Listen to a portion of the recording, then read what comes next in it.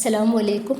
ഏവരെയും അത്ഭുതപ്പെടുത്തുന്ന രീതിയിൽ നമ്മൾ വെള്ളത്തിലേക്ക് ഒഴിച്ചിട്ട് ഈ ഒരു കോഴിമുട്ട വേവിച്ചെടുക്കാൻ വേണ്ടിയിട്ട് പോവുകയാണ്. നിങ്ങളാരും ഇതുവരെ ട്രൈ ചെയ്ത് നോക്കിയിട്ടില്ലാത്ത ഒരു റെസിപ്പി ആയിട്ടാണ് ഇന്ന് വന്നിട്ടുള്ളത്. നല്ല ഹെൽത്തി ആയിട്ടാണ് നമ്മളിത് ഉണ്ടാക്കിയെടുക്കുന്നത്. അപ്പോൾ ഇതുണ്ടാക്കുന്നത് എങ്ങനെയെന്ന് കണ്ടുകൊണ്ടിരിക്കുമ്പോൾ ഇഷ്ടമാണെങ്കിൽ നിങ്ങളുടെ എല്ലാ സപ്പോർട്ടും ഉണ്ടാവുക. അപ്പോൾ നമുക്ക് വീട്ടിലേക്ക് പോവാം. ഞാൻ ഇതുപോലെ 3 ബൗളുകൾ എടുത്തിട്ടുണ്ട്. സ്റ്റീലിൻ്റെ ചെറിയ ബൗളാണ്. അപ്പോൾ അതിലോട്ട് ഒരു 1/4 ഭാഗത്തോളം സാധാ വെള്ളമാണ്, നോർമൽ വാട്ടർ നമുക്ക് ഒഴിച്ചു കൊടുക്കാം. അതിനുശേഷം ഇതിലോട്ട് ഒരു പിഞ്ച് ഉപ്പ് ഈ ഒരു 3 ബൗളിലേക്കും ഇട്ടുകൊടുക്കാം. എന്നിട്ട് നമുക്ക് ഈ ഒരു ഉപ്പ് ഈ ഒരു വെള്ളത്തിൽ നന്നായിട്ട് ലയിക്കും വരെ നന്നായിട്ട് തന്നെ ഒന്ന് മിക്സ് ആക്കി കൊടുക്കാം. ഉപ്പൊക്കെ നന്നായിട്ട് വെള്ളത്തിലൊന്ന് മിക്സ് ആയിട്ട് കിട്ടിയിട്ടുണ്ട്. ഇനിയിപ്പോൾ ഞാൻ ഒരു 3 കോഴിമുട്ട എടുത്തിട്ട് ഇതുപോലെ ഒന്ന് പൊട്ടിച്ചിട്ട് വളരെ സൂക്ഷിച്ച് ഈ ഒരു വെള്ളത്തിലേക്ക് ഒഴിച്ചു കൊടുക്കുന്നുണ്ട്. അപ്പോൾ 3 കോഴിമുട്ടും നമുക്കിതാ ഈ ഒരു വെള്ളത്തിലോട്ട് ഒഴിച്ചു കൊടുക്കാം.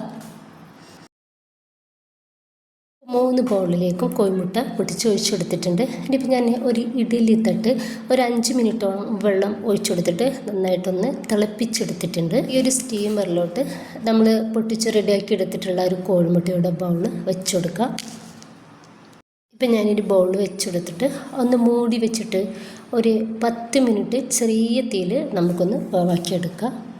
കറക്റ്റ് 10 മിനിറ്റ് ഞാൻ ടൈമർ വെച്ചിട്ടാണ് ഇത് റെഡിയാക്കി എടുത്തിട്ടുള്ളത്. അപ്പോൾ ഒരു 10 മിനിറ്റ് ആയപ്പോഴേക്കും നമ്മുടെ ആ ഒരു കോഴിമുട്ടയുടെ അവസ്ഥ ഇതാണ്.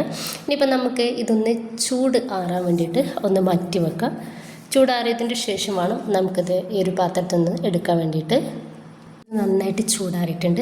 അപ്പം ഞാൻ ഇത് സ്പാച്ചിൽ വെച്ചിട്ടാണ് ഇതുപോലെ സൈഡൊക്കെ ഒന്ന് വെടിവെച്ച് കൊടുക്കുന്നത്. അപ്പോൾ നമ്മുടെ ആ ഒരു വെള്ളത്തിലോട്ടാണ് നമ്മളൊരു കോഴിമുട്ട പൊട്ടിച്ച് വെച്ചെടുത്തിട്ടുള്ളത്. ആ ഒരു വെള്ളം വേറെയും അതുപോലെ ഒരു കോഴിമുട്ട നല്ല വൃത്തിയിൽ നല്ല ഭംഗിയിൽ അതിൻ്റെ ഒരു പാത്രത്തിൻ്റെ അടിയിൽ വേവായിട്ടും കിട്ടിയിട്ടുണ്ട്. ഇനിയിപ്പോൾ നമുക്ക് ഇതൊരു വേറൊരു പാത്രത്തിലോട്ട് ഇതുപോലെ എടുത്തിട്ട് ഒന്ന് മാറ്റി കൊടുക്കാം. ഈ ഒരു രീതിയിൽ തന്നെ നമുക്ക് ബാക്കി കോഴിമുട്ടയും ഒന്ന് ചെയ്തെടുക്കാം. ബാക്കി കൂടി ഞാനിതാ ഇതുപോലെ ഒന്ന് റെഡിയാക്കി എടുത്തിട്ടുണ്ട്. വ്യത്യസ്തമായ രീതിയിലാണ് നമ്മളൊരു കോഴിമുട്ട വേവാക്കി എടുത്തിട്ടുള്ളത്. നല്ല ഹെൽത്തിയാണ് എങ്ങനെ ഉണ്ടാക്കിയെടുക്കുന്ന സമയത്ത്. തുള്ളി എണ്ണ പോലും ഇല്ലാണ്ടതാണ് നമ്മൾ റെഡിയാക്കി എടുക്കുന്നത്. അപ്പോൾ നിങ്ങൾക്ക് ഇഷ്ടപ്പെട്ട സാലഡ് ചേർത്തിട്ട് ഈ ഒരു കോഴിമുട്ടയും ചേർത്തിട്ട് കുരുമുളക് പൊടിയൊക്കെ ഇട്ടെടുത്തിട്ട് കഴിക്കാവുന്നതാണ്. 8 പ്രാവശ്യമെങ്കിലും നിങ്ങൾ ഇതുപോലെ ഒന്ന് ട്രൈ ചെയ്ത് നോക്കുകയാണെങ്കിൽ പിന്നെ ഇതുപോലെ ആയിരിക്കട്ടെ നിങ്ങൾ കോഴിമുട്ട ഉണ്ടാക്കിയെടുക്കുക. ഒരിക്കലെങ്കിലും ഇതുപോലെ ഒന്ന് ട്രൈ ചെയ്ത് നോക്കുക.